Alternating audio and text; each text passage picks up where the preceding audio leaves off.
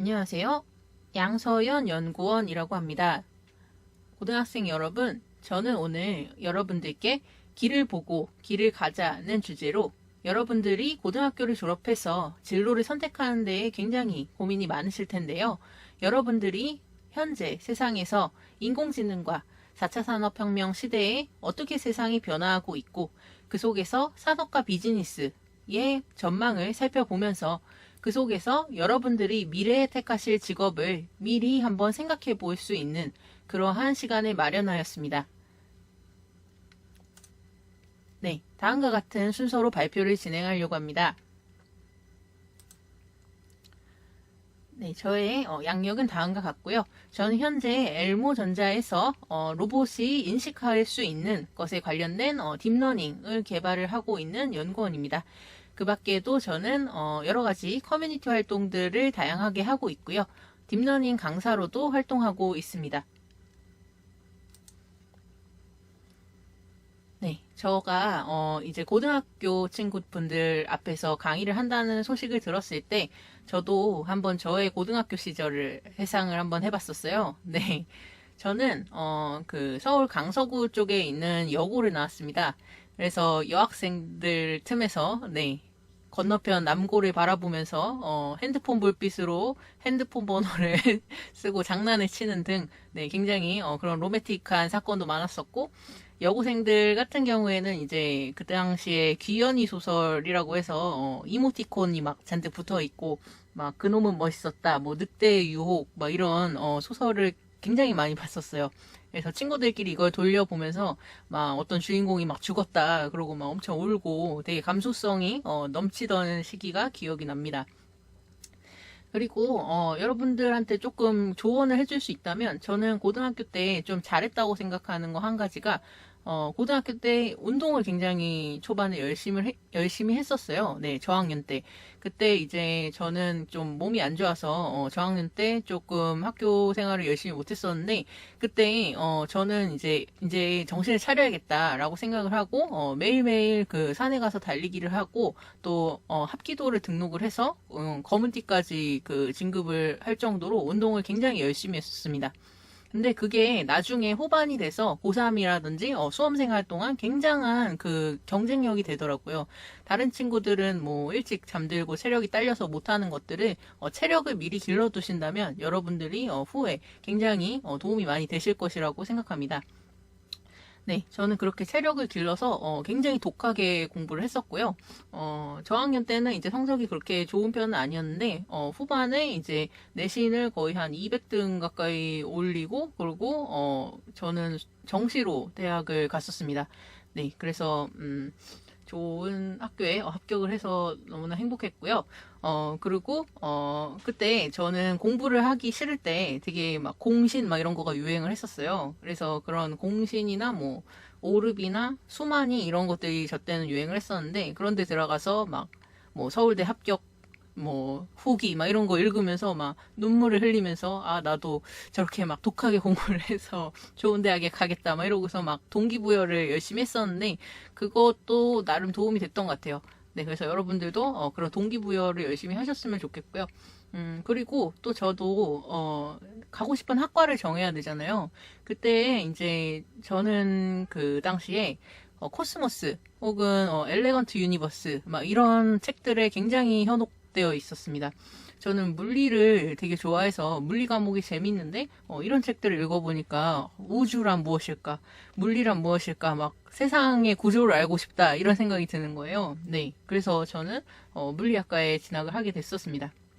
근데 저는 그때 조금의 아쉬움이 있는 것이, 제가 그때 조금 더 다양한 세상을 볼 수 있었다면, 혹은 좀 더 다양한 경험을 할 수 있었다면은, 더 좋지 않았을까 싶은 생각이 있어요. 그래서, 여러분들한테 오늘 강의를 준비한 것이고, 네. 그 이후에 제가 진로가 어떻게 변했는지 또 말씀을 드리겠습니다. 저는 이제 물리를 선택했을 때, 저는 이제 물리의 그 순수한 과학, 순수 과학과, 세상의 아름다움을 수학적으로 밝혀내겠다. 그런, 포부를 가지고 물리학과에 가서 열심히 양자역학, 전자기학, 뭐, 통계역학 등등 굉장히 많은 공부를 했었죠. 근데 고등학교 때 공부했었던 물리와 대학교에 가서 직접 해본 물리는 좀 많이 달랐습니다. 그래서 그 고등학교 때 물리에 대한 환상이 조금씩 허물어지고 있을 무렵에 제가 막 방황을 하다가 이제 우연히 그 학교에 붙어 있는 포스터를 발견하게 돼요. 그 포스터에서 구하고 있던 것이 위성 관련해서 큐브 위성 경연대회를 연다. 거기서 참여할 학부생 연구원을 뽑겠다라는 포스터를 보게 됩니다. 그래서 저는 원래 물리학과인데 순수과학 이런 거에만 관심이 있었지 그런 공학에 대해서 한 번도 그 관심을 가져본 적이 없었거든요. 근데 그 포스터를 보고 저는 우주를 워낙 좋아했기 때문에 무작정 지원을 했었습니다. 그래서 거기서 합격을 하게 돼서 그 연세대 비행제어 연구실에 우연히 들어가게 됐고 거기서 실제로 큐브 위성을 개발을 하게 되면서 아 공학이란 이런 것이구나. 내가 생각했었던 공학은 약간은 좀 세속적이기도 하고 그렇게 가치를 못 느끼던 거였는데 이렇게 공학이 세상에 유용할 수 있고 많은 가치를 창출할 수 있구나라는 거를 그때 경험에서 배우게 됩니다. 네, 제가 보지 못했던 어떤 시야를 확보하는 계기였죠. 그리고 또 이제 위성에 빠져서 저는 석사 과정을 이제 서울대 기계항공공학에 진학을 했었는데 거기서 저는 위성에 또 나의 삶을 바치겠다 이러고서 위성 항법을 전공을 했습니다. 근데 또 위성 항법을 전공하다가 제가 우연히 전자과의 어떤 수업을 듣게 됐어요. 그게 바로 딥러닝 관련된 수업이었는데요. 그 수업을 들었을 때 저는 굉장한 그 센세이션, 그러니까 충격을 받았습니다. 딥러닝이라는 게 이렇게 유용하고 기존에 없었던 그 거의 패러다임을 전환하는 그러한 도구다라는 것을 인식을 하게 되고 아 나도 나의 연구에 어떻게 해서든 그 딥러닝을 적용해보고 싶다라는 생각을 하게 됐습니다. 그래서 딥러닝을 좀 더 공부를 하기 위해서 뭐 모두연이라든지 아니면 다른 강의 같은 것들을 굉장히 혼자 공부를 많이 했고 그렇게 해서 제가 또 우연히 그 텐서플로우 KR이라고 하는 페이스북 그룹이 있습니다. 근데 거기서 이제 매년 그 구글에서 딥러닝 캠프를 당시에 열었었어요. 근데 그 당시에 열었던 그 구글 텐서플로우 KR 캠프에 지원을 해서 그때에 운이 좋게 합격이 돼서 제가 했던 연구에 딥러닝을 적용하는 것을 그 캠프에 가서 진짜 그 전 세계에서 한 20 몇 명 정도의 학생들을 뽑아서 유명한 뭐 카카오라든지 뭐 네이버라든지 뭐 그런 그 딥러닝 엔지니어 분들이 오셔서 직접 그 강의를 해주시고 멘토링을 해주시는 기회가 있었어요. 그래서 거기서 딥러닝을 좀 제대로 익히게 되었고 그 이후에도 이쪽 분야에 아 나는 굉장히 가능성이 많다라는 것을 깨닫고 진로를 또 그렇게 택하게 됩니다. 그래서 저는 졸업을 그 위성 항법 관련해서 졸업을 했고 저는 딥러닝에 굉장히 관심이 많았기 때문에 내가 나중에 졸업을 해서 어떻게 취업을 하게 될까 그에 대해서 많이 고민을 했었어요. 근데 이제 그 네, 딥러닝을 적용하게 됐을 때 제 연구에 이렇게 어떤 그 자신의 위치를 추정하는 데에 GPS, INS라고 하는 센서가 쓰이는데 그런 센서 데이터에 딥러닝을 적용하는 연구를 해보면서 아, 난 이게 너무 재밌다. 그리고 이렇게 항법이라든지 뭐 제어라든지 내가 전공했던 분야에도 굉장히 이 딥러닝을 적용할 만한 요소가 많다라고 생각을 하고 그렇다면 내가 전공한 분야에 이 기술을 적용해서 가장 먼저 그 혁신이 일어날 만한 플랫폼이 무엇인가를 생각을 했을 때 저는 그것이 로봇이라고 생각을 했었습니다. 그래서 로봇을 관심을 가지게 되고 졸업을 하고 나서 현재 LG전자 로봇 연구원으로 취직을 하게 되었고요. 네, 그 과정 동안 저는 그 제가 원하는 분야로 오기 위해서 굉장히 많은 프로젝트들을 했었어요. 뭐 파키슨 병을 목소리로 진단하는 프로젝트라든지 뭐 드론 프로젝트라든지 아니면은 뭐 안드로이드 앱을 감정으로 그 유튜브를 추천해주는 프로젝트라든지 개인적으로 굉장히 많은 프로젝트를 했었고 그렇게 개인적으로 했었던 것들이 쌓여서 결국에는 제가 원하는 분야로 올 수 있었던 계기가 됐던 것 같습니다. 그래서 인공지능 그리고 로봇을 접목하는 데 굉장히 현재 관심이 많고 이 분야를 택한 것에 대해서 굉장히 만족하고 다니고 있어요. 네. 그래서 여러분들도 진로를 선택하는 데 있어서 저처럼 저도 한때는 그 물리에 제 인생을 바치겠다고 생각을 하고 위성에 제 인생을 바치겠다고 생각을 했었던 사람인데 저도 결국은 제가 제일 잘 맞고 유망하고 또 정말 재밌는 분야를 찾게 되어서 너무나 행복하게 지내고 있습니다. 그래서 여러분들에게 그런 조언을 해드리고 싶어요. 직업을 선택하는 데 있어서 여러분들이 어떤 분야에 정말 일편단심이셔서 그 분야를 평생 동안 하시겠다. 네, 그것도 물론 가치 있는 일입니다. 하지만 여러분들의 마음은 그대로일지라도 세상이 계속 변하고 있어요. 네, 현재 4차 산업혁명, 디지털 트랜스포메이션 이런 용어를 혹시 신문에서라던가 어디서 들어보신 적 있으신가요? 네. 현재 세상은 급속도로 기술이 발전하고 있고 특히 그 속에 인공지능이라는 키워드는 굉장히 많은 것들을 바꾸고 있습니다. 그래서 여러분들이 미래의 실제 시장에 나오셔서 취직을 하시든 아니면은 뭐 어떤 학문을 연구를 하시든 그 시대에는 또 변화된 세상이 이미 도래를 했고 그 세상에서 어떤 기술들이 필요하고 어떠한 시장이 형성되어 있을지는 지금은 모르지만 지금의 어떤 변화 방향성을 살펴보고 관심을 가지신다면 그러한 미래의 방향을 예측을 하실 수가 있고 그렇게 도래할 미래에서 여러분들이 택할 직업을 미리 생각해 보실 수 있다는 것입니다. 그래서 어떤 직업을 가져야 할까를 고민하시기 이전에 어떻게 세상이 변할까 그리고 현재 어떤 기술들이 중요해지고 있을까 또 산업이 변화하고 있는 방향, 그리고 여러분들이 사용하고 계시는 여러 가지 서비스들이 어떻게 변화하고 있는지를 파악하시는 것이 여러분들이 미래에 가지게 될 직업에 대해서 고민해 보실 수 있는 첫 번째 길일 것입니다. 네. 그래서 이렇게 그 미래에 대해서 살펴보기 위해서 오늘 제가 들고 온 주제는 인공지능이라고 하는 주제입니다. 우선 첫 번째로 인공지능이 무엇인지에 대해서 여러분들에게 간략하게 설명을 드리고 이 인공지능으로 어떤 서비스들을 할 수 있는지 그리고 현재 어떤 비즈니스들이 굉장히 성장하고 있는지를 살펴보시면서 그에 관련돼서 여러분들이 택해야 될 진로 그리고 방향성에 대해서 말씀드리겠습니다.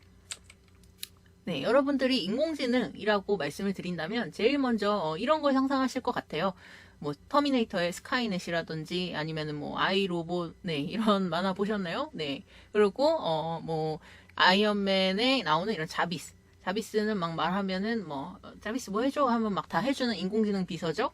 그리고 헐이라고 하는 영화가 있는데 저 헐이라고 하는 영화의 이 주인공은 사만다라고 하는 인공지능을 사랑하게 되는 얘기입니다. 네, 그래서 막 핸드폰을 들고 막 뭐 뱅글뱅글 돌면서 막 데이트를 하고, 네, 되게 재밌죠? 그래서 이런 인공지능들은, 미래에 저희가 지향하고 있는 어떤 인공지능의 단면들을 보여주는데요. 미래에는 정말 이렇게 사람처럼, 이상하지 않을 정도로 대화가 가능한, 그리고 혹은 뭐 감정을 가졌다든지, 아니면 이렇게 뭐 인간에게 반항해서 공격까지 하는 뭐 이런 인공지능들을 보여주고 있습니다. 그렇지만 저 인공지능은 굉장히 미래에 올 수 있을지 없을지 모르는 굉장히 미래의 인공지능들을 상상 속에 만들어낸 것이고요. 실제로 그 인공지능의 현재 수준에서 어떤 인공지능의 분류를 나눠본다면 다음과 같은 세 가지 분류로 나눌 수 있습니다. 첫 번째로는 그냥 인공지능이라고 하는 용어는 인공적으로 구현한 모든 수준의 지능을 포괄합니다. 네, 이게 무슨 말이냐? 그냥 인공적으로 만들어서 지능적인 행위를 하는 모든 프로그램, 모든 객체를 인공지능이라고 부르는 것입니다. 그리고 그 중에서 이제 인공적으로 만들어낸 지능 중에서 학습을 통해서 임무를 수행할 수 있는 능력을 가진 그 기능을 가진 프로그램을 머신러닝이라고 얘기를 합니다. 머신이 러닝, 배운다는 거죠. 네, 그래서 학습을 통해서 어떠한 태스크를 수행할 수 있는 그런 알고리즘들을 머신러닝이라고 하고요. 그 내부에 이제 딥러닝이라고 하는 그 부분은 딥러닝입니다. 그래서 그 인공지능이 도래를 하였을 때 가장 기본적인 단위로 이제 퍼셉트론이라고 하는 어떤 그 인공신경망을 제안을 하게 되는데요. 그 퍼셉트론이 하나가 아니라 다중으로 그리고 다층으로 쌓이게 되면서 굉장한 성능을 나타내었고 그것이 점차 변환을 하면서 딥러닝이라고 하는 이 알고리즘이 탄생하게 된 것입니다. 그래서 딥러닝이라고 하는 것은 그 신경망을 굉장히 다층으로 쌓아서 그 다층적인 그 구조를 가지고 있다라고 생각을 하시면 되겠습니다. 네. 그러면 이 인공지능이 그렇게 좋다고 그러고 미래에 그렇게 중요해진다고 하는데 대체 이거로 뭘 할 수 있길래 그렇게 좋다 그러는 거냐 라고 생각하실 것 같아서 인공지능으로 뭘 할 수 있는지 간단하게 보여드리도록 하겠습니다. 네, 인공지능은 이미지를 인식하는데 굉장히 능합니다. 그래서 이런 표지판을 인식한다든지 아니면 손글씨를 인식한다든지에 인공지능은 이미 인간을 넘어선 수준으로 굉장히 빠르게 인식을 할 수가 있고요. 네. 그리고 인공지능을 이용을 해서 다음과 같이 색깔이 칠해져 있지 않은 그림에 자동으로 채색을 할 수가 있습니다. 채색을 하신 걸 보면은 거의 진짜 사진 색깔인 것처럼 굉장히 잘 매칭을 하고 있는 것을 보실 수 있죠. 이것이 학습된 결과로 이 이미지 색깔을 추측을 해서 그려놓은 것입니다.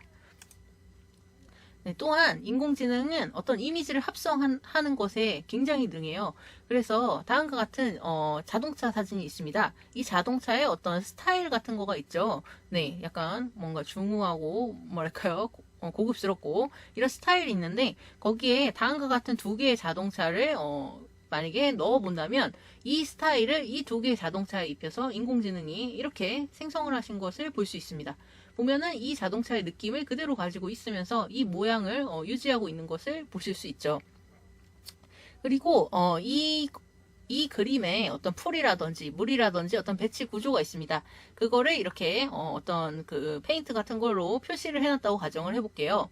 그러면 이 표시에 돼 있는 이 색깔을 제가 다른 그 그림에다가 이렇게 제가 원하는 마음대로 배치를 해서 그림을 그렸어요. 그러면 이 그림을 이 배치대로 생성을 해서 이렇게 그림을 생성해 주었습니다.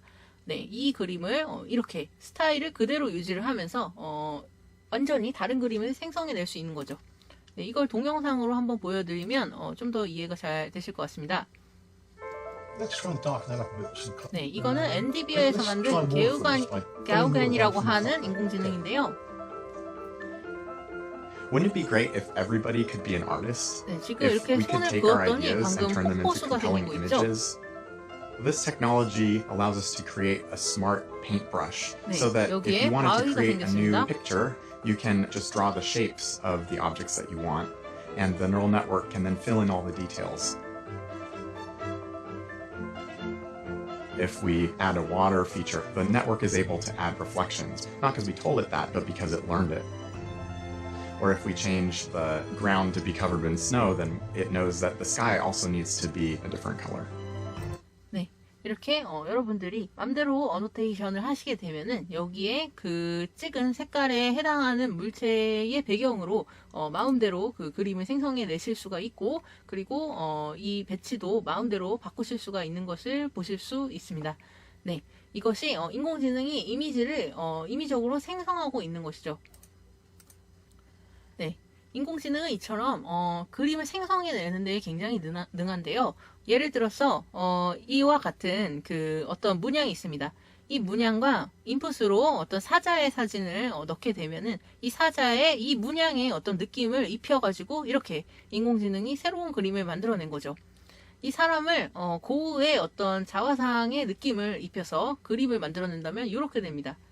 또 다음과 같은 그 유리 그림이 있을 때 거기에 이 다음 커플을 입히게 되면 정말 아름다운 사진이 되죠. 네, 이처럼 딥러닝을 이용을 해서 이렇게 그 스타일을 유지하면서 그림을 생성해낼 수 있는 것을 스타일 트랜스퍼라고 얘기를 합니다. 네, 또 스타일 트랜스퍼의 다른 예를 보면요 더 놀라운데요. 다음과 같은 그 사람이 있습니다. 이 사람들의 어떤 그 스타일들이 있죠. 그 스타일을 여기 있는 이 사람들에게 한번 입혀보았습니다. 그랬더니 이 사람의 느낌을 가진 이 사람의 얼굴, 이 사람의 느낌을 가진 이 사람의 얼굴 등 굉장히 신기하게 그 스타일들을 적용하는 것을 보실 수 있죠. 네, 보시면 이 사진들이 정말 진짜 같아요. 네, 정말 옆에 있는 사람 사진을 찍은 것처럼 정말 사실적인 그림을 인공지능이 생성할 수 있다는 것을 알아볼 수 있습니다.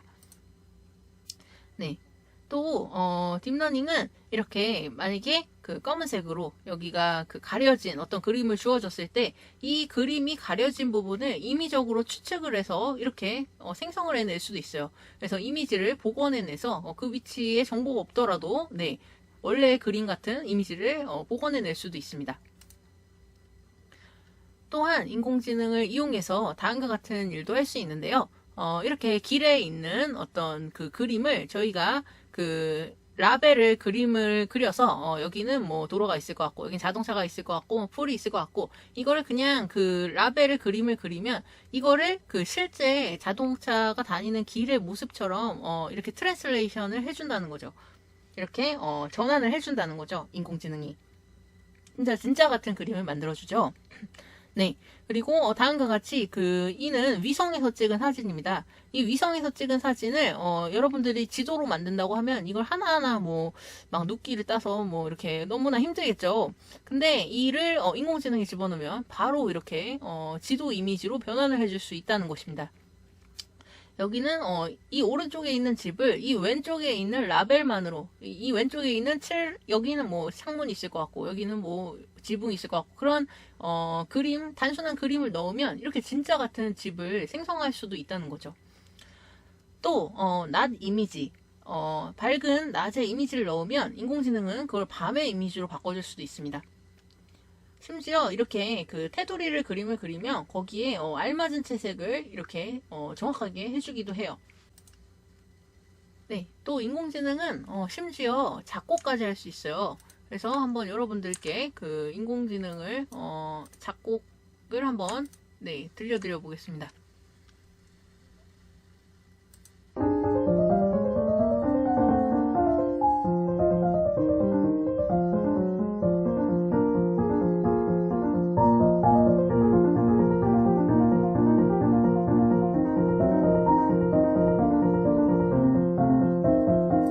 네, 어떠신가요?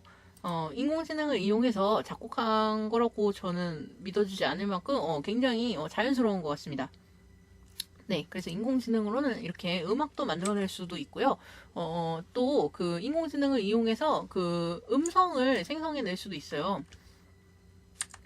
네, 이는 그 구글에서 만든 웨이브넷이라고 하는 구글 딥마인드에서 만든 웨이브넷이라고 하는 인공지능인데요. 이 인공지능은 그 음성을 생성해내는 인공지능이거든요. 기존에는 이제 음성을 만들어낼 때 좀 이렇게 딱딱 끊어지고 기계 같은 소리가 났었습니다. 한번 들어볼까요? The Blue Lagoon is a 1980 American romance and adventure film directed by Randall Kleiser. The Blue Lagoon is a 1980 American romance and adventure film directed by Randall Kleiser. 네, 이 기존에 이제 어떤 음성들을 따로따로 모아서 그것들을 뭔가 합치거나 이제 프리퀀시 영역에서 변조를 한 그런 음성 생성 방식인데요. 이건 들어보면 좀 감정이 없기도 하고 뭔가 이렇게 딱딱 끊어지는 느낌이 들잖아요. 근데 딥러닝을 이용해서 생성하면 어떤지 한번 들어보겠습니다. The Blue Lagoon is a 1980 American romance and adventure film directed by Randall Kleiser. 네, 굉장히 뭔가 이렇게 운율이 있고 되게 부드러운 느낌이 나지 않나요? 네. 그래서 인공지능을 생성하면 굉장히 자연스러운 음성을 생성할 수 있습니다. 그리고 인공지능으로 그 목소리를 만들 때 여러 가지 스타일을 입힐 수도 있어요. 그래서 한번 여러 가지 스타일을 입힌 소리를 들어볼게요. Hur du fattar sig tjejer. Jag stod till man på den på sin sitt sa det jag det för den där Efter event. Dagligt sässes. Hus låt så att fakeden till vitamint. Bollen är ju att Jeffrey. Det betyder till sig nu Osreiker, should sit self guys. Det var good. So they just like pictures and so it's exciting. 네, 여러 가지 사람들의 어떤 인격을 담은 목소리를 마치 듣는 것 같죠. 네, 어디 나라 말인지는 잘 모르겠어요. 근데 어쨌든 이렇게 인공지능을 이용을 하면은 여러 가지 그 목소리를 자연스럽게 다양하게 생성해낼 수도 있는 것입니다. 네, 다음 영상은 요새 그 가장 최신 인공지능 중에 하나인 그 GPT-3라고 하는 인공지능이 대화를 하는 장면을 네. 어떤 분이 만들어 주셨는데요. 누가 이 지구를 만들었을까요? 시간인가요? 아닙니다. 그럼 누구죠? 외계 생물체? 아니요. 신? 신은 누구인가요? 이 지구를 만든 지성이지요. 신은 존재하나요? 그럼요. 신을 본 적 있습니까? 없어요. 신이 존재한다는 걸 어떻게 확신하죠? 그게 최선이니까요. 네, 굉장히 자연스럽게 대화를 하는 모습을 볼 수 있습니다. 이 인공지능은 그 어떤 영화에 나오는 안드로이드 화면에 이 대화를 하는 것처럼 입술 모양을 생성하는 그 립간이라고 하는 인공지능을 써서 대화를 하는 것 같은 그 효과를 내고요. 내부에 이제 나오는 말은 그 GPT-3를 통해서 생성된 언어를 음성 발화로 그 텍스트 투 스피치로 변환한 내용입니다. 네, 그렇고요. 이 또 GPT-3에 관련된 영상을 하나 더 보여드릴게요.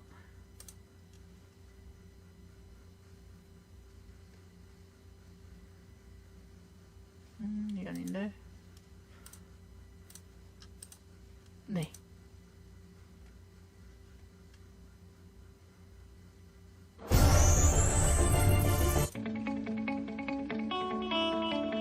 네, 보시면 수박 같은 버튼을 만들어줘 이렇게 썼더니 수박 같은 버튼에 어떤 코딩을 해서 그것을 이렇게 프론트엔드라고 하는 그 웹페이지 같은 그림을 만들어주고 있는 것입니다. 네. 어떤 글자를 어떤 모양으로 써줘 라는 걸 쓰게 되면은 그 모양에 해당하는 것을 바로바로 코딩으로 만들어줘서 홈페이지에 들어가는 그런 프론트엔드 코딩을 자동으로 생성하는 모습입니다. 여기는 뭐 레인보우 모양으로 만들어주고요. 또 심지어 지금 가장 부유한 나라들의 그 표를 만들어 달라고 했는데 GDP로 뭐 이름이 있고 칼럼이 어떻게 돼 있는 그런 것을 만들어 달라고 했는데 뭐 끝에 오타 있어서 고치고 있죠. 네, 조금 틀린 게 있을지라도 그거를 고쳐서 주행했더니 진짜로 그 부유한 선진국들의 GDP 표를 인터넷으로 긁어서 저 표를 바로 만들어준 거예요. 네. 이처럼 그 GPT-3를 이용해서 인간의 언어를 코딩으로 변환할 수도 있다는 것입니다. 네. 저는 그게 제일 신기한 것 같아요. 그 인터넷에 있는 정보를 저희가 그냥 말로 바로 검색을 해서 그렇게 만들어주는 것이 굉장히 놀라웠습니다. 그리고 또 이 GPT-3의 이렇게 다른 버전이 GPT-F라고 하는 요 그 언어 모델은요, 수학 증명을 만들어냈어요. 근데 그 수학 증명이 그 수학 공식 커뮤니티에 진짜 사람들이 낸 그런 증명처럼 받아들여져가지고 이렇게 기사에 나기도 했었습니다. 네. 그래서 지금까지 여러분들과 인공지능으로 어떤 일을 할 수 있는지에 대해서 한번 살펴봤어요. 네, 인공지능을 이용해서 굉장히 많은 다양한 일들을 할 수가 있죠. 그렇다면 이런 인공지능들의 능력을 이용해서 과연 어떤 분야들에 이런 인공지능들이 사용되고 있고 또 인공지능이 어떻게 세상을 바꾸고 있는지 네, 그러한 산업 속의 인공지능 그리고 로봇들에 대해서 한번 살펴보도록 하겠습니다. 네, 혹시 스마트 팩토리라는 단어를 들어보셨나요? 네, 스마트한 팩토리라는 것은 그 똑똑한 공장이라는 번역이죠. 네, 그 미래의 공장은 그냥 공장이 가동을 해서 기계적으로 물건을 생산해내는 것뿐만 아니라 그 공장의 각각의 곳곳에서 일어나고 있는 정보들을 모두 다 그 센서로 수집을 합니다. 그래서 여기서는 이런 작동이 되고 있고 어떤 속도로 작업이 되고 있고 그런 것들을 다 실시간으로 감지를 할 수가 있는 거죠. 그리고 뿐만 아니라 그 센서 데이터를 전부 다 이제 그 클라우드라고 하는 원격 서버에 그 내용을 전달을 합니다. 이렇게 되게 되면은 그 센서에서 수집한 정보들이 실시간으로 데이터로 쌓이게 되는 거죠. 그렇게 됐을 때 인공지능은 데이터를 기반으로 학습을 해서 그 하는 알고리즘이잖아요. 그러니까 그러한 데이터들을 이용을 해서 그 공장 전역에서 일어나고 있는 데이터를 학습을 해서 지금 상황이 어떻구나. 지금 뭐 이 공정 과정을 최적화하려고 하면은 어떠한 행위를 해야 되는구나. 이런 것들을 인공지능이 판단을 할 수가 있는 거죠. 그리고 이 스마트 팩토리에서는 협동 로봇이라고 하는 인간과 같이 함께 일하는 로봇과 함께 그 인간이 다치지 않고 로봇과 협력해서 일을 할 수 있는 환경도 조성이 되어 있고요. 뭐 AR 디바이스를 이용을 해서 뭐 주변 상황을 판단한다든지 네 등의 행위도 할 수 있기 때문에 실시간으로 그 공장에 굉장히 많은 정보들을 이 작업자가 얻을 수 있는 것입니다. 그리고 굉장히 빠르고 효율적으로 업무를 수행할 수 있죠. 또 이 공장에서 발생하는 여러 가지 센서 데이터들을 그 서버, 즉 클라우드에 옮겨야 된다고 했잖아요. 네, 그래서 거기서 인공지능이 그 판단을 한다고 했는데 거기에 이렇게 올리게 됐을 때 굉장히 많은 데이터들을 올려야 되고 그것이 이렇게 뭐 지연이 있거나 하지 않고 굉장히 빠르게 대용량 데이터를 지연 없이 옮겨야 되는데 그럴 때 이제 5G라고 하는 차세대 통신 기술이 사용이 된다고 합니다. 그리고 또 이러한 스마트 팩토리에서 만약에 어떤 해커가 침입을 해서 그 공장을 뭐 갑자기 멈춘다던가 하면은 뭐 사람이 다칠 수도 있고 굉장히 중요한 정보를 빼갈 수도 있잖아요. 그래서 그의 이제 보안을 위해서 IoT에서는 그런 보안이 굉장히 중요하거든요. 그래서 거기에 블록체인을 적용을 해서 그 공장에 블록체인을 이용을 해서 그 공장의 보안을 향상시키는 그러한 기술도 개발이 되고 있습니다. 또 현실에 있는 그 공장에서의 정보를 전부 다 그 가상의 세계에 그대로 옮겨서 어떤 시뮬레이션을 수행을 하게 됩니다. 그래서 그 시뮬레이션은 현실에 있는 공장과 완전 판박이인 그런 시뮬레이터를 만들어 놓고 그 시뮬레이터가 그 공장에서 얻어지는 데이터들과 동시에 가상 공간에서도 그대로 작동할 수 있는 시뮬레이션을 하면서 그 속에서 현재 그 실물 공장에서 일어나고 있는 일들에 대해서 좀 더 많은 그 정보를 얻을 수 있고 분석을 할 수 있는 그런 사이버 가상물리 시스템을 구현한다고 합니다. 그래서 이러한 그 가상물리 시스템을 구현하는 것을 디지털 트윈 생산 시스템이라고 얘기를 하기도 하는데요. 네. 이 동영상을 보시면 그게 뭔지 조금 이해가 되실 것 같아요.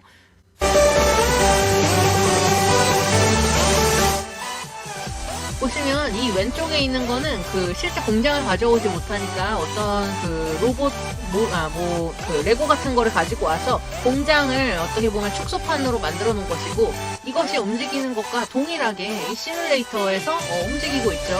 이 실시간으로 이 센서 데이터들을 받아서 얘가 그대로 현실 세계를 모사하고 있는 것입니다. 네, 이렇게 디지털 트윈 시스템을 구성을 하게 된다면 굉장히 여러 가지 그 최적화 작업을 수행을 할 수가 있고요. 네, 이렇게 디지털 트윈 시스템을 적용을 해서 굉장히 많은 그 제조 시스템의 향상을 가져온 기업이 제너럴 일렉트로닉스와 롤스로이스 항공 분야입니다. 네, 여기서 디지털 트윈을 이용을 해서 그 롤스로이스 항공 엔진을 그대로 디지털 트윈으로 만들어서 굉장히 많은 그 절감을 하였고요. 마찬가지로 그 디지털 용광로를 이렇게 시뮬레이션을 해서 또 굉장히 많은 이익을 창출하였다고 합니다. 네, 그리고 스마트 팩토리에서 그렇게 제작이 된 상품이 여러분들, 즉 고객에게 오기까지는 물류라고 하는 과정이 필요합니다. 그래서 그 물류라고 하는 과정은 최대한 빠른 시간 내에 여러분들에게 최적의 그 배송을 해줄 수 있는 그러한 루트가 필요한데요. 이러한 스마트 물류는 이러한 스마트 팩토리와 함께 통합적인 플랫폼 위에서 원료부터 판매되어 고객에게 가기까지 모든 과정을 관리를 하게 됩니다. 네, 그래서 이러한 그 온라인 이커머스 같은 경우에 또 여러 가지 그 인공지능으로 혁신되는 부분들이 있는데요. 예를 들면 여러분들이 그냥 주문을 그 스마트폰이나 PC로 많이 하셨겠지만 요새는 이렇게 뭐 바코드로 바로 그 스캔을 해가지고 인식을 한다든지 아니면은 음성을 통해서 주문을 하는 것도 가능해지고 있고요. 네, 다음에 보여드릴 아마존 대시 같은 경우에는 어떻게 주문을 하는지 한번 보시죠.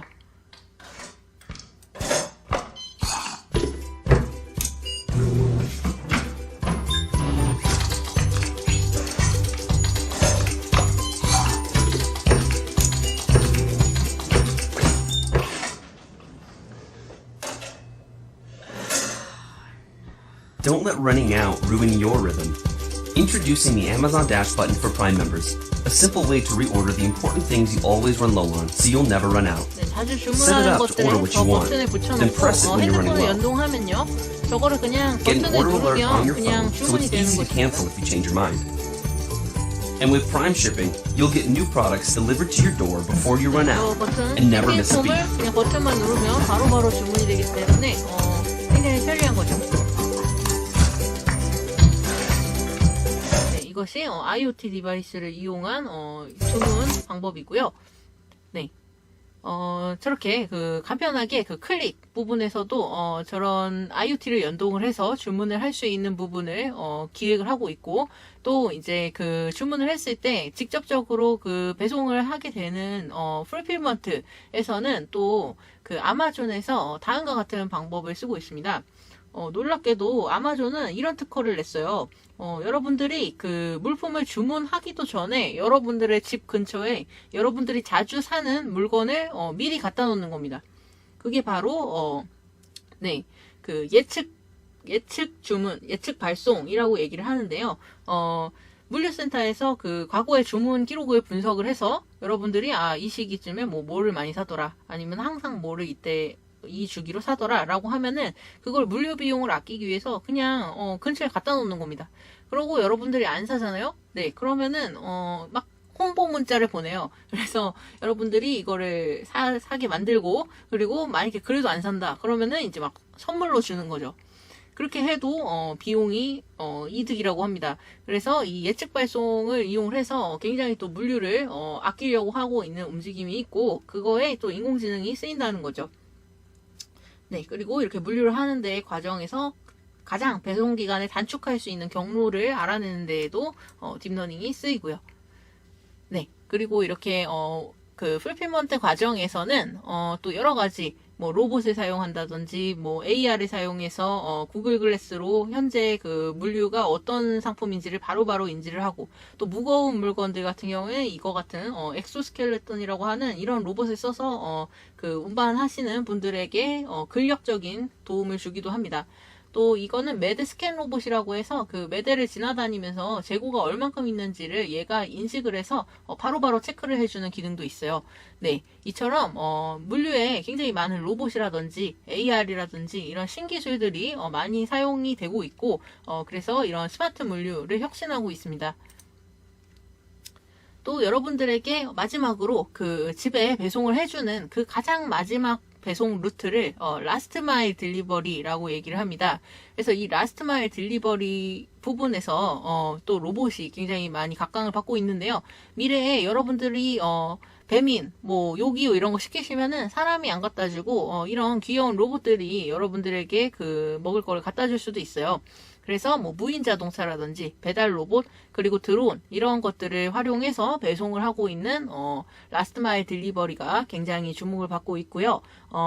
여러분들 배민 알바 하시는 분들 길에서 많이 보셨을 거예요. 그런 배민 알바 하시는 분들 같이 공유 경제를 이용을 해서 누구나 배송을 할 수 있도록 하는 부분도 많이 고려되고 있습니다. 그래서 우버 같은 것에서는 낮에는 택시를 몰다가 시간이 남을 때는 택배를 배달을 해준다든지, 아니면은 이런 피깁이라고 하는 이런 서비스는 여행객들이 택배를 배달해주는 그런 서비스도 기획을 했다고 해요. 그래서 나중에는 그런 기기코노미, 공유경제가 물류에서도 굉장히 뜰 것이다 라고 얘기를 하고 있습니다. 네, 그래서 배달 로봇에 대해서 짧은 영상을 하나 보시겠습니다. 급속도로 발전하고 있는 로봇 산업. 제가 알던 로봇은 바로 이런 애들이었는데 말이죠. 최근에는 자율주행 로봇을 활용한 배달 시스템이 빠른 속도로 발전하고 있습니다. 내가 주문한 물건을 이렇게 귀여운 로봇이 가져오기도 하고, 약간은 섬뜩한 로봇이 찾아오기도 합니다. 코로나19로 촉발된 언택트 비대면 배달 수요 급증으로 인해 유통업체들은 로봇을 통한 물류 시스템에 대규모 투자를 진행 중인데요. 교통 인프라가 부족한 곳에서 배달이 자유롭다는 장점 때문에 비행 드론이 물류의 대안으로 떠올랐고, 비행 드론에 이어 육로를 이용하는 자율주행 배달 로봇들의 움직임이 활발해지고 있습니다. 오늘은 샤오미 로봇 청소기처럼 왠지 모르게 기특한 자율주행 배달 로봇들을 소개해볼까 합니다. 첫 번째 로봇은 스타쉽 테크놀로지스의 드로이드입니다. 스타쉽 테크놀로지스는 스카이프의 창업 멤버인 아티 헤인라가 설립한 로봇 제작 업체로 미국 대학들을 중심으로 사업을 확장해 나가며 자율주행 로봇을 통한 음식 배달 사업을 펼치고 있습니다. 로봇의 이름은 드로이드. 작은 아이스박스처럼 생긴 상자에 6개의 바퀴가 달려있는 생김새를 하고 있습니다. 최대 10kg까지 싣고 사람이 걷는 속도인 시속 6km로 이동합니다. 가게에서 상품을 주문하면 드로이드가 가게로 이동해서 물건을 받아 배송을 시작하고, 내장된 지도와 GPS, 9대의 카메라 등의 센서를 통해 장애물을 피하면서 안전하게 목적지까지 이동합니다. 소비자는 이 모든 배송 과정을 스마트폰을 통해 실시간 모니터링이 가능하고 로봇이 도착하면 사용자는 알림을 받고 앱을 통해 잠금을 해제한 뒤 음식을 받을 수 있습니다. 또 스타쉽은 메르세데스 벤츠와 협력해 배달 로봇들을 싣고 이동하는 차량인 스타쉽 벤을 만들었는데요. 벤츠의 벤을 모선으로 이용해 택배 차량처럼 차량이 로봇과 물품을 싣고 이동하여 목적 지점에서 한 번에 여러 대가 출격해 물품을 배송합니다. 벤을 운전한 택배기사님은 이제 출동한 로봇들이 돌아올 때까지 느긋하게 영화 한 편 때리면서 기다릴 수 있겠네요. 데카는 계단을 오르는 전동 휠체어를 발명한 회사로 이 전동 휠체어의 기술이 그대로 세임데이봇에 반영되어 있습니다. 바퀴 4개와 보조바퀴 2개로 달리는 세임데이봇은 인공지능을 활용해 장애물을 피하면서 보도, 경사면 계단을 자유롭게 주행하고 최대 속도 시속 16km로 이동이 가능합니다. 세임데이봇은 이름처럼 세임데이, 고객이 주문한 당일 상품을 배달하는 게 이 로봇을 개발한 목표라고 하네요. 마지막 로봇은 포드사의 디지트입니다. 포드사는 미국 오리건 주립대학의 로봇학과 출신 엔지니어들이 설립한 어질리티 로보틱스와 협력해 두 발로 걷는 이족 보행 로봇인 디지트를 개발했는데요. 미국의 전체 주택 중에 계단이 없어서 바퀴 달린 로봇으로 접근이 가능한 주택은 1% 미만이라고 이야기하면서 계단을 오를 수 있는 직립보행 로봇이 반드시 필요하다고 이야기합니다. 사람 키와 비슷한 크기의 디지트는 최대 18kg의 물품 배송이 가능하고 카메라와 라이더 센서를 장착하여 장애물과 계단을 파악하고 오르내립니다. 포드의 자율주행 택배 차량이 목적지에 도착하면 디지트는 팔다리를 펴서 차에서 내립니다. 그리고는 두 손으로 물품을 들어 고객의 집 문 앞까지 이동하여 물품을 문 앞에 내려놓으면 고객의 스마트폰에 택배가 도착했다는 알림이 발송됩니다. 디지트는 키가 크기 때문에 넘어질 경우 스스로 일어나기 힘들고 물건 파손 위험이 있다는 게 단점이라면 단점이겠네요.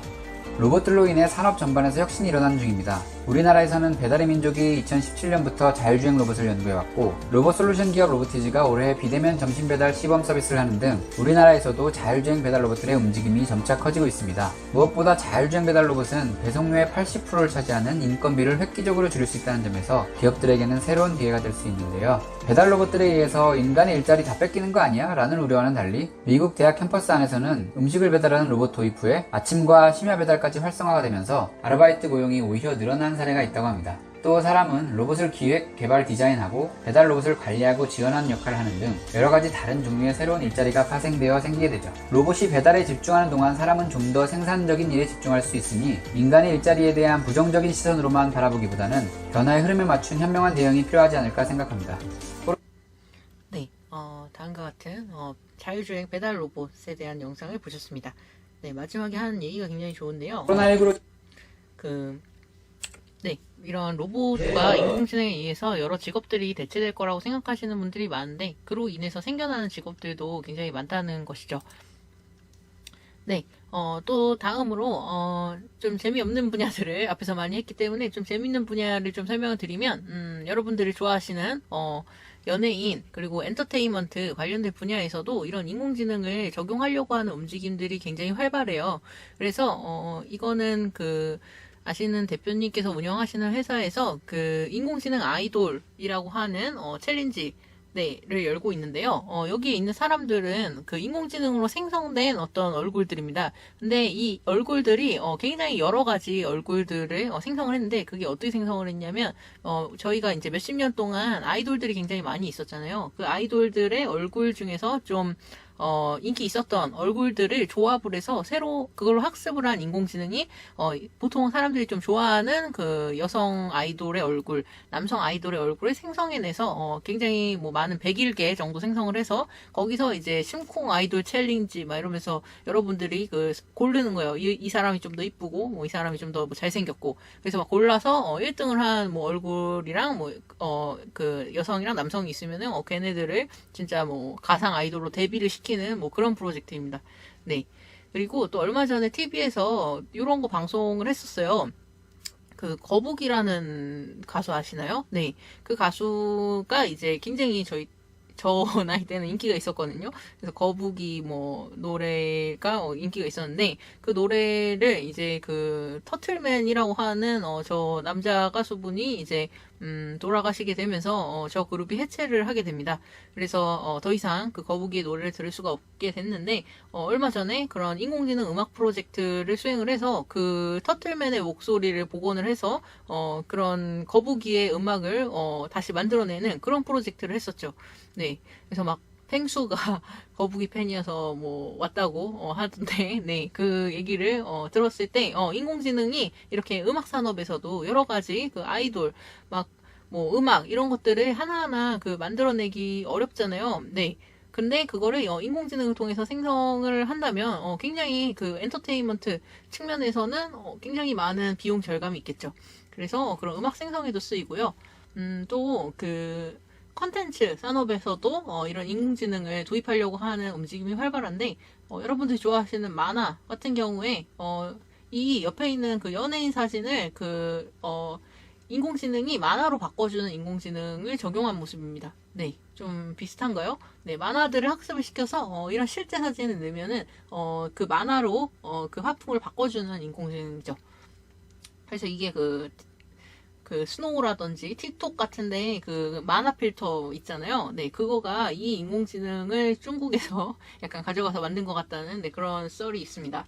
그리고 요 오른쪽에 있는 그림은 이런 그 만화의 그 테두리만 그림을 그린다면 인공지능이 그 내부의 채색을 알아서 이렇게 해준 거예요. 근데 굉장히 잘 칠했죠. 네. 그래서 이런 만화 작가들이 저걸 색칠하는 것도 굉장히 일인데 이렇게 채색을 해주게 된다면 콘텐츠를 굉장히 쉽게 다양하게 생산해낼 수 있을 것입니다. 또 인공지능을 뷰티 그리고 패션에 적용하려고 하는 움직임도 있어요. 그래서 뷰티 시장 같은 경우에는 여러분들이 사용하시는 화장품 하나 가지고 좀 오래 쓰시는 편이잖아요. 네, 저도 뭐 그런데요. 그 뷰티 분야에서 화장품을 매일매일 여러분들의 얼굴 상태를 판단을 해서 오늘은 뭐 얼굴이 좀 뭐 수분이 부족한 것 같으니 뭐 어떻게 맞춤으로 만들어 드리고, 그리고 오늘은 뭐 이런 화장을 하고 싶은데 이런 스타일을 하고 싶은데 이거 선택을 하면은 그에 맞게 자동으로 바로 그 생성을 해서 이 화장품이 만들어지는 거죠. 그래서 뭐 파운데이션이라든지 뭐 립스틱이라든지를 바로바로 그 자신의 그 맞춤으로 생성을 해낼 수 있는 그런 것을 이제 그 로레알에서 개발을 해서 굉장히 이슈가 된 적이 있습니다. 네, 그리고 요거는 그 여러분들의 얼굴을 스캔을 해서 그 얼굴에 막 잡티 같은 것들이 있잖아요. 근데 잡티 같은 것들을 최대한 가릴 때 뭐 여성분들 막 컨실러 이런 거 쓰시겠지만 그런 거를 가릴 때 그 저 스캐너를 갖다 대면은 제가 알아서 그 주변의 색소들을 판단을 해서 그 주변과 최대한 어울려서 티가 안 나는 걸로 잉크를 도포를 해줍니다. 그래서 그런 잡티 같은 것들을 굉장히 자연스럽게 가려줄 수 있는 그런 부분에도 인공지능이 쓰이고요. 여러분들의 얼굴 상태 매일매일 다를 것입니다. 그래서 여러분들이 오늘은 뭐 푸석하고 뭐 아니면 어떤 날은 뭐 트러블이 나고 막 매일매일 피부 상태가 다르죠. 그런 거를 스마트 거울이 여러분의 피부를 진단해주고 거기에 맞게 화장품을 뭐 추천해준다든지 그런 거를 할 수 있다면은 미래에 굉장히 편리하겠죠. 그래서 이런 뷰티 시장에도 인공지능이 많이 각광을 받고 있고요. 여러분들이 이제 신발을 사러 가셔서 그 경험을 해보셨을 때 뭐 나이키 신발 뭐 신어보면은 뭐 좀 작고 뭐 아니면은 뭐 퓨마 신발 신었는데 그거는 뭐 똑같은 사이즈인데도 좀 크고 막 이런 경험 혹시 있으세요? 네. 이게 신발마다 신발 핏이 다르기 때문인데요. 여러분들의 발이라는 거가 딱 그 사이즈로 생긴 게 아니라 사람마다 발 모양이 다르잖아요. 그래서 여러분들의 발의 모양을 정확하게 측정을 해서 거기에 가장 잘 맞는 신발을 추천해 주는 것이 이런 인공지능 신발 핏 측정 인공지능 사업을 하고 계신 기업도 있습니다. 그리고 여러분들의 매일매일 활동이라든지 여러분들의 어떤 그 삶에 대해서 여러 가지 데이터를 수집을 할 수 있다면 여러분을 가장 잘 표현해 줄 수 있는 그 옷을 만들어낼 수 있겠죠. 그래서 여러분들이 뭐 파티에 입고 갈 옷 아니면은 뭐 장례식장에 입고 갈 옷 아니면 뭐 어디 면접에 입고 갈 옷 다 다르잖아요. 그런 것처럼 여러분의 일정과 여러분들의 어떤 성향과 뭐 그런 데이터들을 전부 다 가지고 있다면 그 옷을 정확하게 그 목적에 맞게 디자인을 할 수 있을 것입니다. 그래서 그 여러분들의 데이터를 축적을 하고 여러분들이 그 입고 가려고 하는 그 일정에 맞춰서 이렇게 옷을 맞춤 생산할 수 있는 인공지능도 개발이 되고 있어요. 그리고 옷의 디자인을 할 때 현재의 그 요새 그 패션의 트렌드를 보니까 패션 시장에서 요런 스타일이 좀 요새 유행을 하더라. 그런 것들 있잖아요. 올해는 뭐 이런 스타일이 유행하고 내년은 이런 스타일이 유행하고 그런 패션 트렌드를 분석을 해서 아 요새는 요런 패턴, 요런 모양, 뭐 요런 프린트가 유행을 해 해서 그거를 조합을 해서 인공지능이 바로바로 디자이너처럼 옷을 디자인할 수 있는 그런 인공지능도 실제로 응용되고 있습니다. 네. 또 다른 분야로는요, 식품 분야가 있을 수 있는데요. 여러 가지 요리들, 여러분들이 여러 가지 시도를 해보면서 맛있는 음식들을 요리사분들이 생성을 해서 만들어주죠. 근데 그런 요리들을 사람은 하나하나 시도를 해보고 맛을 보고 좋은 요리를 찾아내야 되는데 그것에도 어떤 한계가 있습니다. 그런데 이 인공지능 왓슨 요리사는요. 세상에 있는 모든 레시피를 학습을 해서 그거를 막 조합을 해서 무한정으로 아이디어를 만들어낸대요. 그래서 사람은 생각해 본 적도 없는 어떤 특이한 음식을 얘가 막 개발을 해서 만들어서 정말 다양한 요리법을 제시를 한다고 합니다. 그래서 이런 뭐 영양소의 조합, 문화적인 고려, 뭐 화학 성분의 조합까지 고려를 해서 음식물 레시피를 만들어내고 얼마 전에는 이렇게 요리책도 얘가 썼다고 하는데요. 이거는 그 요리사들에게 인정을 받은 그런 요리책이었다고 합니다. 또 인공지능이 식품 분야에 쓰이는 예로 이 버팔로맛 꽃갈콘이라는 거를 막 만들어냈었는데요. 이 로페 식품의 엘시아라고 하는 이 인공지능은 그 소비자들의 최근 트렌드 키워드를 분석을 해서 그에 맞춤 음식 그 상품을 개발을 하는 인공지능이래요. 그래서 아 요새는 뭐 식물성 식품이 유행을 한다. 아니면은 이렇게 뭐 줄이고 무설탕 이런 것들이 유행을 한다. 딸기가 유행을 한다. 뭐 이런 것들을 얘가 그 인터넷 뭐 그런 데이터들로 정보를 분석하는 거죠. 그래서 그런 트렌드를 캐치를 하면은 그에 맞는 그 추천을 해주는 거죠. 이런 음식 상품을. 요새는 그 혼술족들이 버팔로를 되게 좋아한다. 그러니까 우리 꽃갈콘에 그걸 적용을 해서 혼술족을 위한 버팔로 맛을 만들자. 이러고 막 출시를 하는 거죠. 네. 그래서 이게 잘 나갔는지는 모르겠지만 이 기획 측면에서는 굉장히 편리하겠죠. 또 인공지능을 통해서 여러 가지 그 영양소들을 정보를 학습을 할 수가 있기 때문에 그를 기반으로 굉장히 정밀하게 개인의 맞춤형으로 그 영양을 선택하게 할 수 있습니다. 그래서 뭐 암에 관련해서 어떤 음식은 암에 되게 좋고 막 그런 것들이 있대요. 그래서 그 화학 분자들이 암에 주는 그 영향이 있는데 이런 음식물을 굉장히 정밀 영양을 AI가 추천함으로써 여러분들이 그냥 밥만 먹어도 암에 걸릴 확률이 줄어드는 삶을 살 수 있는 시대가 온다는 거죠. 그리고 이런 그 팔찌는 여기에 여러분들의 어떤 DNA 정보를 이렇게 뭐 어떻게 입력하는지 모르겠지만 면봉으로 여러분들의 그 입속을 이렇게 해서 그거를 찍으면 여러분들 DNA 상태가 저기 딱 입력이 돼요. 그래서 여러분들은 뭐 당뇨 걸릴 뭐 위험이 높으니까 뭐 이런 음식을 피해야 된다 등등 얘가 그런 음식 추천을 그 여러분들의 DNA 정보 기반으로 해줍니다. 그래서 어떤 음식을 이렇게 딱 먹으려고 하면 뭐 빨간 불이 들어오고 어떤 음식을 먹으려고 그러면은 뭐 파란 불이 들어오고 그런 거를 해줄 수 있기 때문에 이것도 여러분의 그 DNA 기반으로 영양 추천을 해줄 수 있는 거죠. 또 혈당이 높으신 그 당뇨병 환자들 같은 경우에는 이런 혈당을 조심해야 되기 때문에 음식을 되게 가려 드셔야 돼요. 네, 그래서 이런 혈당 변화를 되게 추적하는 것이 중요한데 그거를 이 음식을 먹으면 혈당이 지금 어느 정도 수준이니까 어떻게 변할 것이고 해야 된다 이런 거를 인공지능이 판단을 해서 그 음식을 가려 먹게 하는 거죠. 이 음식은 먹어도 된다, 안 된다 이런 것들을. 네, 그래서 AI 기반으로 이런 정밀 영양을 하는 트렌드도 이어지고 있습니다.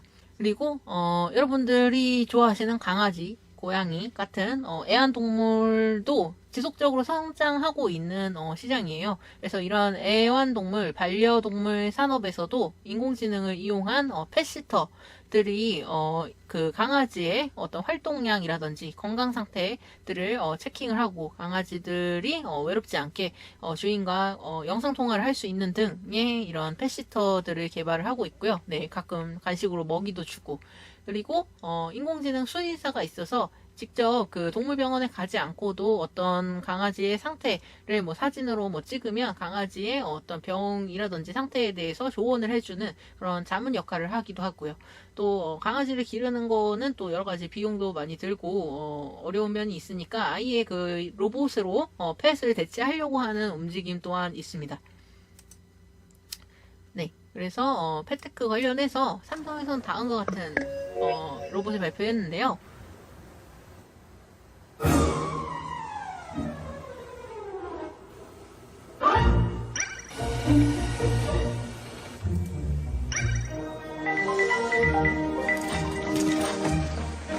Hi, Molly.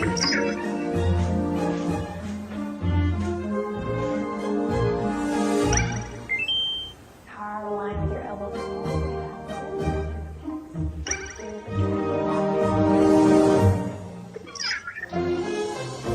Goodbye, Molly.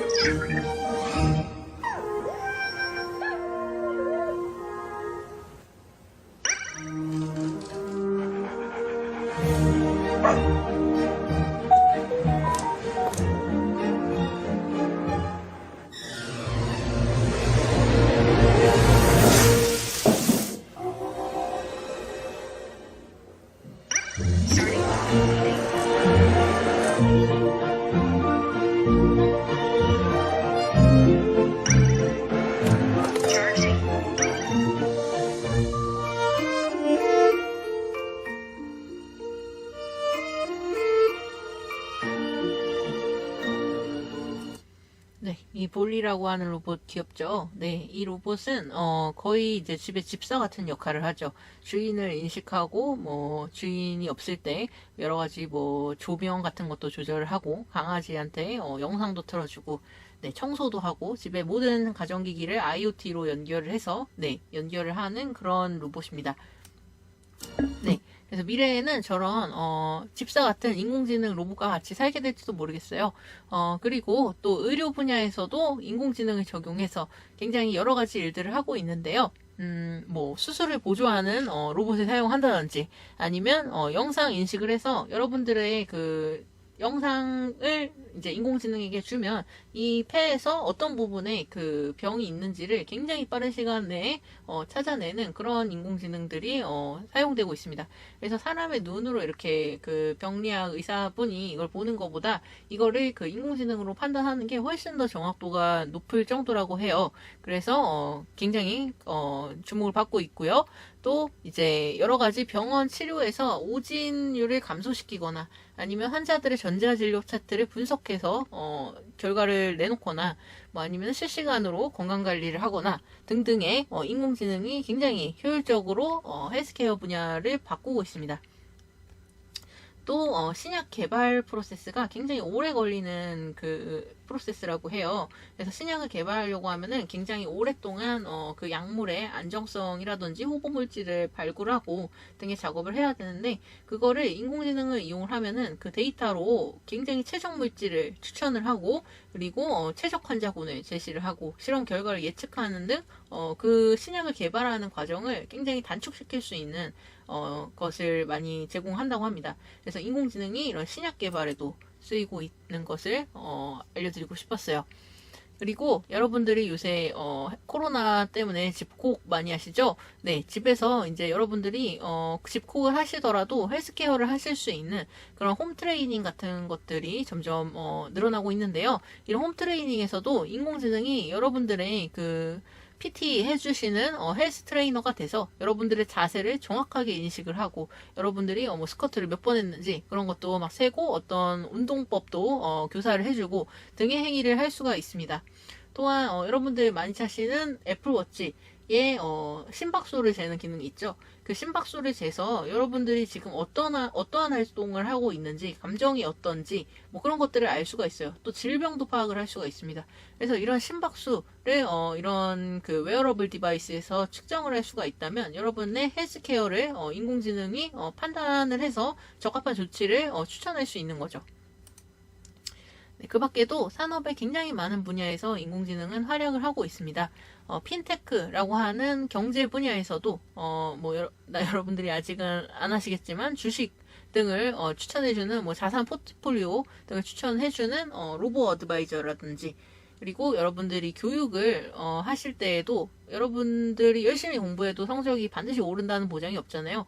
네, 그만큼 공부에도 어떤 효율성이라는 것이 굉장히 중요하기 때문에 여러분들이 모르는 거, 그리고 자주 하는 습관 등을 최적화시켜서 공부를 하실 수 있도록 하는 AI를 통한 공부법을 점점 그 교육업계에서도 늘려가고 있는 추세입니다. 그리고 여러분들이 뭐 영어 발음을 한다든지 영어로 대화를 한다든지 등에 대해서 사람이 직접 그걸 다 응대하면 힘들 텐데, 인공지능으로 여러분들의 발음이 얼마나 정확한지, 그리고 어떤 영어 대화를 하는 것도 가능한 수준이기 때문에, 네, 그런 AI 튜터가 지속적으로 늘어나고 있습니다. 또 법률에 있어서도 법률을 이제 자문을 받으시려면 변호사에게 찾아가야 되잖아요. 그거는 비용도 들고 굉장히 어려운 일인데, 그를 이제 인공지능으로 법률을 학습을 시켜서 법률에 대한 간단한 조언을 얻을 수 있다면 어디서나 편하게 법률 조언을 얻을 수 있겠죠. 그리고 범죄가 발생하는 것을 경찰분들이 하루 종일 CCTV를 감시를 한다면 놓치기 쉽습니다. 그런데 지능형 CCTV를 통해서 인공지능이 어떤 범죄 발생을 감지를 해서 자동으로 알려준다면 많은 범죄를 예방할 수 있겠죠. 또 식당에 가서 맛있는 음식을 점원분들이 조리를 해서 주시지만 미래에는 이처럼 로봇 점원들이 여러분들의 피자와 치킨을 만들고, 그리고 여러분의 테이블까지 서빙을 해주는 그러한 시대가 오게 될 것입니다. 네, 이처럼 4차 산업혁명, 디지털 트랜스포메이션으로 인해서 모든 정보가 디지털화되고, 그 정보를 통해서 인공지능이 학습하고 내린 결론으로 더 최적화되고 더 좋은 예측을 할 수 있는 그런 세상이 다가오고 있습니다. 그래서 이런 4차 산업혁명 시대에 이렇게 많은 것들이 바뀌고 편리해지고 있는데, 여러분들이 그 속에서 직업을 택한다면 어떤 방향을 잡아야 될까를 마지막으로 말씀드리고자 합니다. 이는 한국고용정보원에서 미래직업연구팀에서 내놓은 분석 결과인데요. 현재 있는 여러 가지 직업들을 나열을 해놨습니다. 근데 이 직업들이 가지고 있는 능력이 인공지능이 더 나은 능력이 있고요, 사람이 더 나은 능력이 있습니다. 그래서 인공지능이 더 나은 능력들을 좀 분석을 해보니까 뭐 기억력, 뭐 집중력, 시력, 공간지각력, 뭐 재정관리, 뭐 선택적 집중력, 이런 것들은 인공지능이 훨씬 사람보다 나아요. 네, 사람은 뭐 기억력도 막 왔다 갔다 하고, 뭐 어떤 거를 인지를 하고 막 그런 것들에 대해서 더 정확하지 못할 수 있는 거죠. 근데 사람이 반면 나은 능력은 뭐 사람을 파악하고 협상하고 뭐 말을 하고 창의력을 발휘하고 뭐 설득을 하고 등등, 이런 부분에 있어서는 인공지능보다 사람이 더 나은 역량을 보이더라는 것입니다. 네, 그처럼 인공지능이 더 잘하는 일이 있고 사람이 더 잘하는 일이 있어요, 아직까지는. 네, 그래서 인공지능은 어떤 특정한 지식을 학습을 해서 그거는 사람보다 더 뛰어날 수 있지만, 그 지식을 모두 다 뭐 포괄을 하는 어떤 통념, 그런 상식, 이런 것들은 학습시키기가 굉장히 어렵다고 합니다. 그리고 어떤 그 윤리적인 딜레마 같은 것들이 있을 수 있잖아요. 뭐 어떤 자율주행 차량의 트롤리 딜레마처럼 길에서 두 개의 양 갈래길에서 뭐 한 명을 죽여야 된다.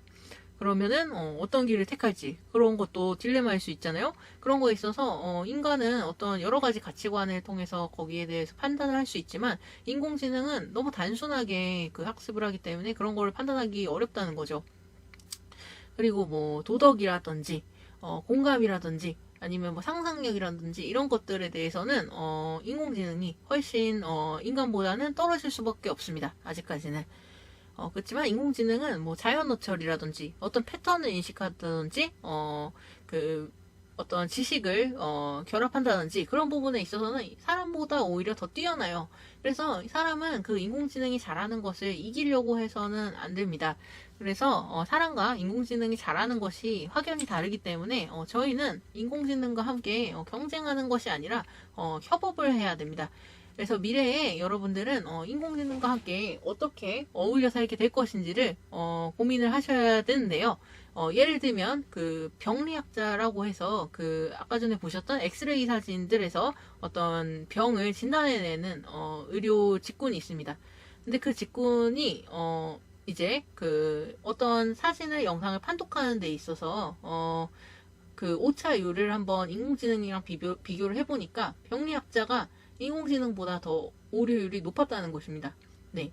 근데 그걸 더 자세히 들여다보니까 인공지능은 그 어떤 민감도, 그 병이 일어났다는 것을 굉장히 민감하게 찾아내지만 그 병이 다른 것과 이렇게 구분을 할 수 있는 능력, 특이도를 감지하는 능력에 있어서는 사람보다 조금 떨어졌다는 겁니다. 즉 인공지능은 너무 민감해서 병이 일어난 곳, 병이 일어나지 않은 곳까지 뭐 감지를 해낸다고 하면 인간은 그거를 딱 데이터가 주어졌을 때 이게 병이 일어났는지 안 일어났는지를 정확하게 판단을 할 수 있다는 거죠. 그 둘을 구분할 수 있다는 거죠. 그래서 인공지능이 잘하는 것과 사람이 잘하는 것이 확연히 다르고 이 두 가지를 결합을 했을 때 인공지능의 그 민감한 디텍팅과 사람의 그 민감한 특이도에 대한 디텍팅이 결합이 돼서 이 둘이 협업을 했을 때, 즉 인공지능과 그 병리학자가 협업을 했을 때 가장 작은 에러율, 오진율을 나타냈다고 합니다. 네, 이 사례가 굉장히 그 미래에 대해서 잘 말해주는 것 같아서 가져왔어요.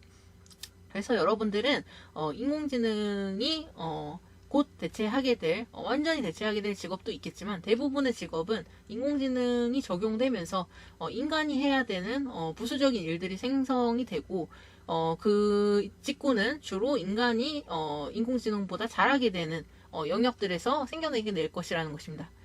그리고 그를 통해서 인공지능과 협업을 할 수 있는 능력을 길러야 되는데 거기에 있어서 여러분들이 준비하실 것은 두 가지가 있을 것 같습니다. 첫 번째는 그러한 인공지능 시대에서는 여러분들이 어쩔 수 없이 모든 산업에서 딥러닝을 적용된 서비스들을 사용을 할 것이기 때문에 여러분은 지금부터 뭐 여러분들이 문과에 있을 수도 있고 하겠지만 디지털 기술에 좀 관심을 많이 가지셔야 돼요. 네, 그래서 디지털 기술과 친숙해지려고 노력을 하시고 그것을 이제 디지털 리터러시라고 얘기를 합니다.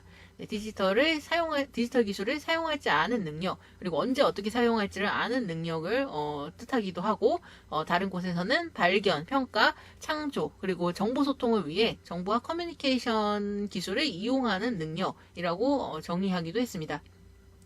네, 이런 디지털 리터러시를 기르셔서 다가오는 인공지능 시대에 여러분들이 친숙하게 그 인공지능과 협업을 하실 수 있는 능력을 기르셨으면 좋겠고요. 또 인공지능을 여러분들이 구체적으로 이 기술을 당장 배워야 된다. 나는 지금부터 딥러닝을 공부를 해서 저거를 차근차근 공부를 해서 내 분야에 적용해야겠다. 그렇게 생각하지 마시고 미래에는 그 여러분들이 더 사용하기 편리한 형태로 인공지능은 지속적으로 발전할 것입니다. 그래서 마치 원시시대에 인간이 어떤 도구를 사용할 수 있게 돼서 막대한 진화를 이뤘듯이 여러분들에게 인공지능이라는 도구가 주어지고 그를 활용해서 어떠한 문제를 풀어낼 것인지 어떠한 산업에 적용할 것인지를 고민하시는 게 여러분들의 더 숙제라고 말씀드리고 싶습니다. 그래서 여러분들이 택하고자 하는 진로에서 인공지능이 가져오게 될 그러한 파도, 4차 산업혁명이 일어나면서 여러분들이 가고자 하는 길의 변화 양상 같은 것에 지속적으로 관심을 기울이시고 그에 있어서 더 미래적인 시야를 확보하시고 여러분들이 가고자 하는 길을 먼저 보시고 그 길을 가시기를 바라는 마음으로 제 강의를 준비했습니다. 네. 그래서 제 강의는 여기까지고요. 여러분들 고등학교에서 정말 네, 열심히 공부하시느라 힘드실 텐데요. 네, 제 강의가 여러분들의 진로 그리고 미래에 도움이 되셨으면 좋겠습니다. 네, 감사합니다.